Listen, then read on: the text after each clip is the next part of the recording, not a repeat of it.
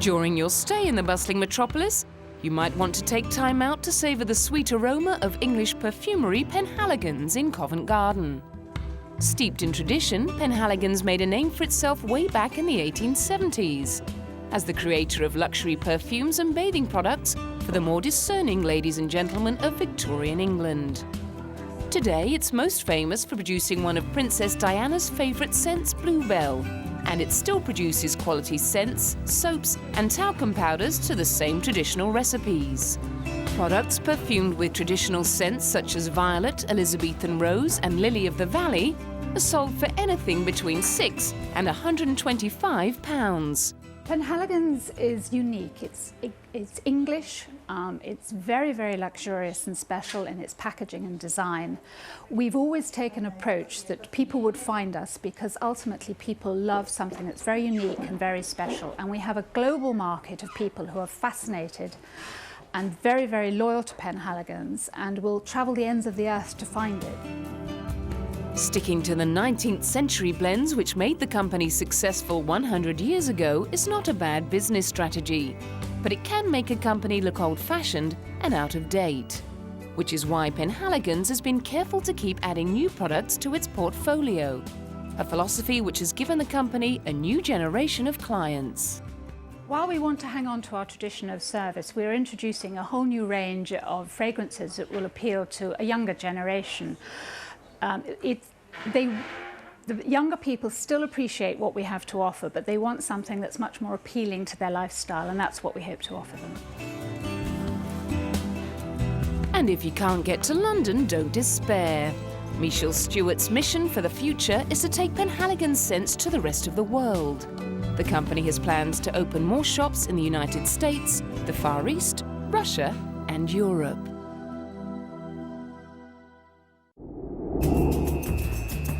And while you've got the credit card out, it might be a good idea to stock up on presents at Kensington's annual luxury gift fair. It's a quintessential British event where the traditional mixes merrily with the contemporary. Some 450 exhibiting companies show off their goods to shoppers, traders and the media. Over 30,000 people visit the fair over the course of its 3-day run, each with an average spend of just under £1,000. From a business perspective, the show is invaluable to smaller exhibiting companies. It gives our company a lot more credibility to be at a fair because we're a mail order company. It's the only opportunity we have to be face-to-face with our customer. And even from a trade point of view, it's a fantastic place for buyers to see you. I think there were 8,000 people here yesterday. And to have access to that many people in this confined space is a fantastic opportunity. However, getting a place at the fair is not easy. Only the creme de la creme of the gifts market are considered. We have a vetting committee who look at each application to exhibit here. We judge them on criteria of presentation, suitability of product, and also whether their range suits the expectations of the visitor. And of course, we're looking at unashamedly the luxury end of the market to meet the expectations of the AB1 consumer who will be here. And whether you're in pursuit of that ultimate gourmet experience, or just looking for that gorgeous little something for the loved one that has everything, organisers promise visitors to the fair won't be disappointed.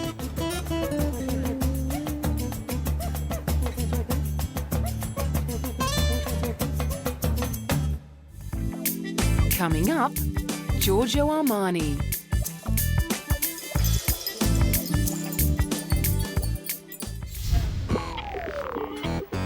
If all that London shopping leaves you feeling hot and thirsty, why not skip over to Italy for a vodka on the rocks with a difference? Based on the Ice Hotel in Sweden, Milan's Freeze Box offers a corner of Lapland near the Mediterranean, with ice glasses, an ice bar, ice tables, an ice sofa, even ice lights. Made of 50 tons of crystal clear ice carried from the River Torn 200 kilometres north of the Arctic Circle, the ice bar offers a new take on dressing up for the evening.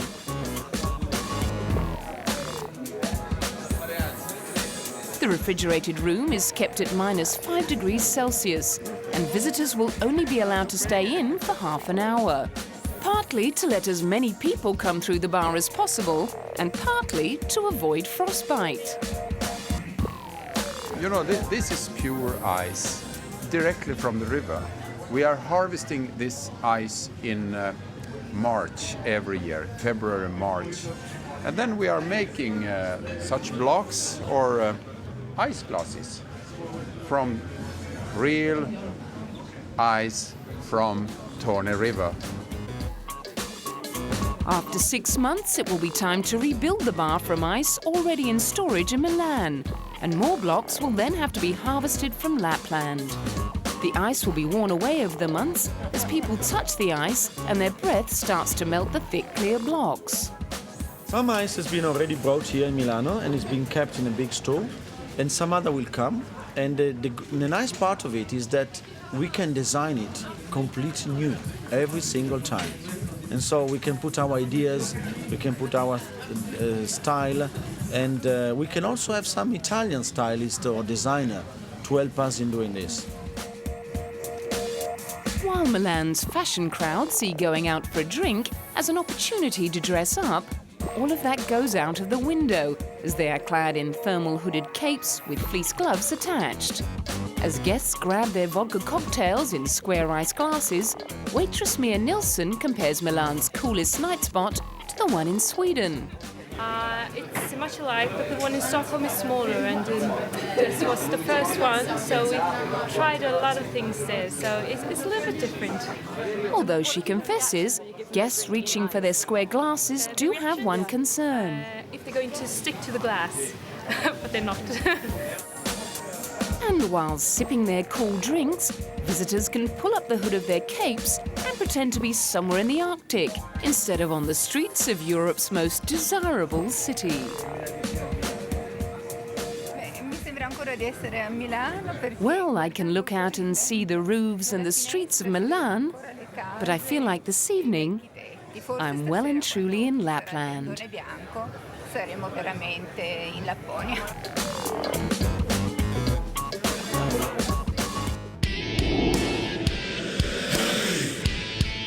If it weren't for the fact he couldn't stand the sight of blood, another of Italy's major attractions may well have ended up sewing stitches of a different kind. But with an empire estimated by Forbes magazine to be worth $2 billion a year, Giorgio Armani clearly made a wise decision to ditch medicine in favor of becoming a department store window dresser in 1961. Not that he became an overnight sensation. Born in Piacenza, Italy in 1934, Armani worked for 9 years in well-known fashion house Nino Cerruti before finally setting up shop with partner Sergio Gagliotti. Hello magazine wrote that the menswear business was originally funded with the meager proceeds raised by selling their Volkswagen in 1974. Tired of seeing men dressing in the same uniform way, a trend he describes as the Mao syndrome, Armani quickly established a new standard of understated elegance and easy-fit garments, fashioning haute couture's very first unlined jacket.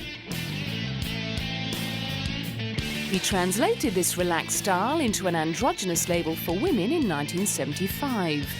He's never been a fan of the extravagance often put on by other designers during fashion shows, and his clothes are famous for eliminating the superfluous to emphasize elegance and comfort.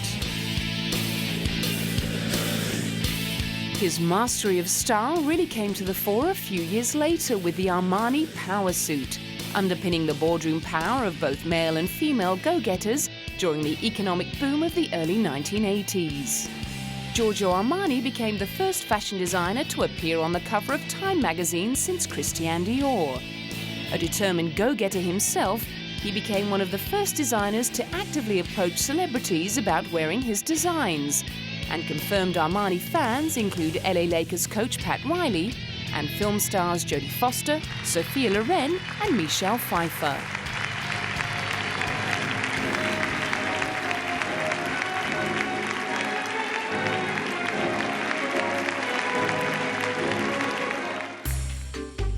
At a recent Armani retrospective at the Royal Academy of Arts in London, more than 500 of his garments were on display, many of which started life on the red carpet at the Oscars or in one of the many films and stage productions Armani has designed the costumes for.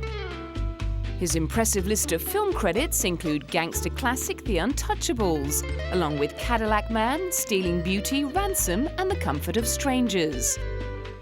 He set a trend with Eddie Murphy's famous suit in 48 hours, although he takes a dim view of the current passion for fads. Now everything is a trend, everything is mixed. Not even creators have a personality. Trend kills creativity, it kills personal research. If one has the gift to be creative, then one has the right and the duty to be creative and show it. It's what I've always been trying to do.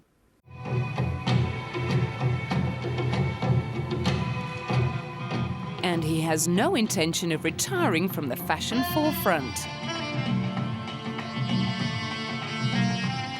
No, io so che alla mia età molta gente è già in pensione, però la vedo molto triste la gente in pensione. I know that people of my age retire. I see retired people as very sad. I feel exactly as I did when I started. I've something left, because I have some more years. I'm more detached from things, more mature. My enthusiasm is the same every time as it was for my first collection. Now it's even worse, because then I could afford to make mistakes. If I go wrong today, everyone will be on me. Some are there waiting for it. It looks like they may be waiting for quite a while longer.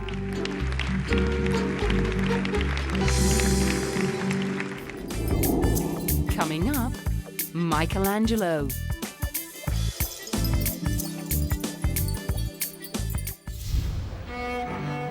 From the finest haute couture of one Italian master to the priceless artwork of another. A record-breaking Michelangelo exhibition is giving a rare insight into the drawings the artist didn't want anyone to see. Michelangelo Drawings Closer to the Master is the first Michelangelo exhibit at the British Museum in 30 years and has attracted almost 11,000 advance bookings. The display features 90 drawings by the Italian Renaissance sculptor, painter, poet and architect from collections in the British Museum, the Ashmolean Museum in Oxford and the Taylor Museum in Holland. It includes a collection of thumbnail sketches and red chalk studies which reveal the genesis of the painting of the Sistine Chapel roof in the Vatican Palace. Also on display are black and white chalk studies for the Last Judgment on the altar wall of the Sistine Chapel, architectural drawings for the Basilica of St. Peter's, and the drawings of the Crucifixion, which changed in style as Michelangelo reached the end of his own life.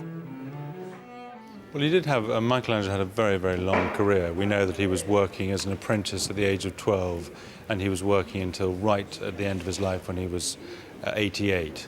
And he did all sorts, he was a painter, he was a sculptor, he was an architect, and as you say, he was a poet. And you see all those, the thing that links all of those except for poetry is drawing. Before he began to paint, to sculpt, to think about designing a building, he would do that on paper. Drawing was central to everything he did.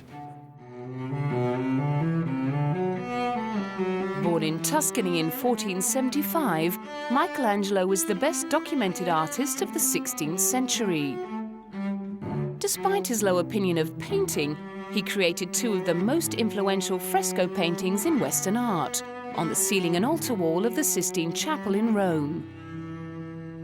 Chapman pointed out Michelangelo himself would not have wanted people to see the technical work that went into his final masterpieces. I think he wants you to go and look at his finished work and not realize the labor that went into it. But I think looking at his drawings, you come away with a hugely enhanced appreciation of Michelangelo's genius. So I think in that respect he was wrong.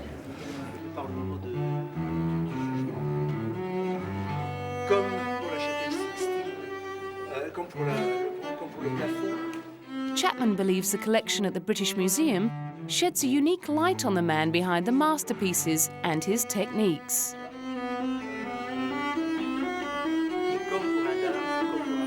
between 1500 and 1504, Michelangelo sculpted David, which was to become the most recognizable statue in history, as well as an international symbol of strength and youthful human beauty. I think you do gain an understanding about Michelangelo by looking at his drawings. You get an idea that how amazingly hard-working he is, how driven he is. He's not somebody who's going to accept the mediocre. He's always going to keep on working and refining and working out ideas on paper until he's reached a satisfactory conclusion. And the other thing that we see is a really great religious artist. Michelangelo was somebody who really believed in heaven, believed in hell, and that gives his religious art an incredible power. Working right up until his death at the age of 88, Michelangelo spent the last few years of his life making a number of drawings of the crucifixion, writing much of his finest poetry, as well as carving the Pieta, which was originally intended for his own tomb.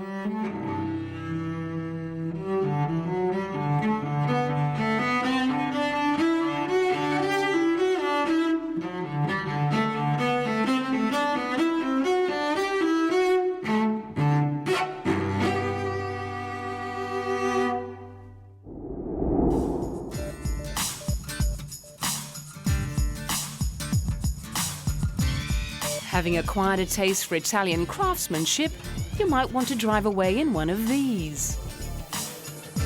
35 historic Ferraris dating from 1951 to 1989 went on auction at the exclusive Swiss resort of Gstaad. The top lot, a 1961 Ferrari 250 GT, fetched over 1.5 million Swiss francs. Yellow, blue, white, silver, black, and of course red. There was one for every taste at Bonham's annual Ferrari sale in the exclusive Swiss resort.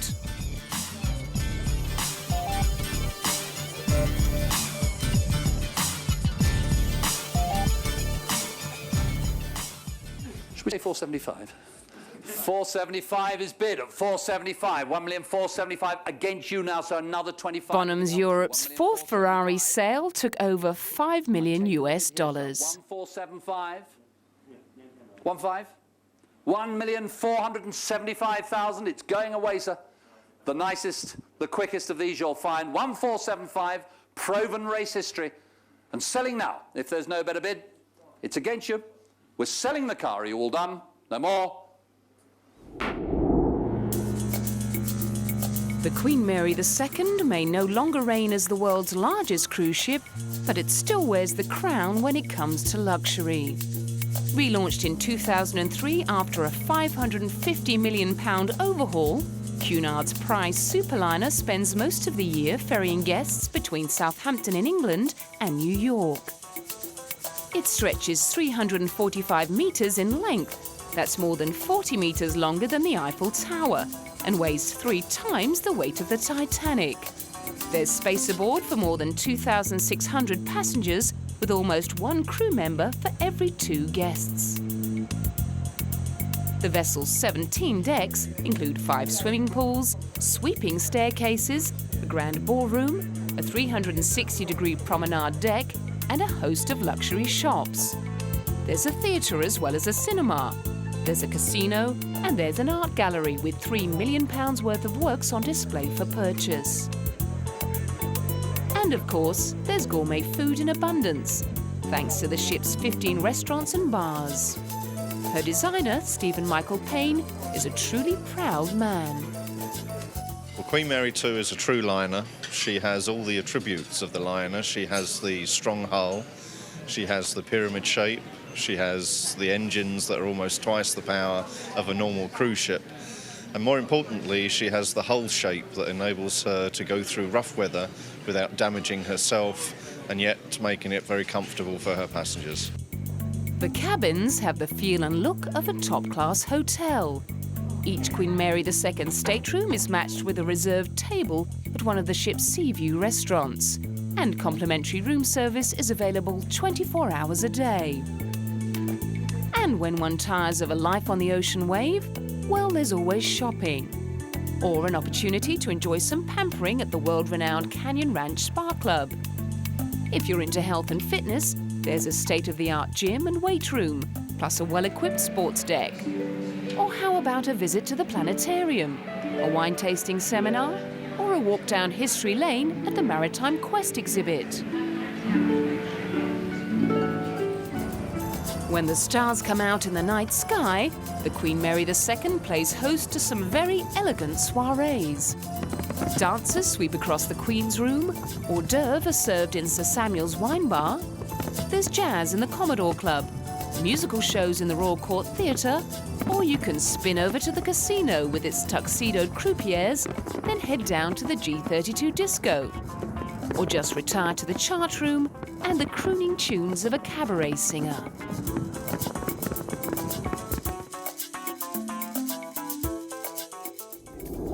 Next time on Desire, a look at the very glamorous life of Nicole Kidman.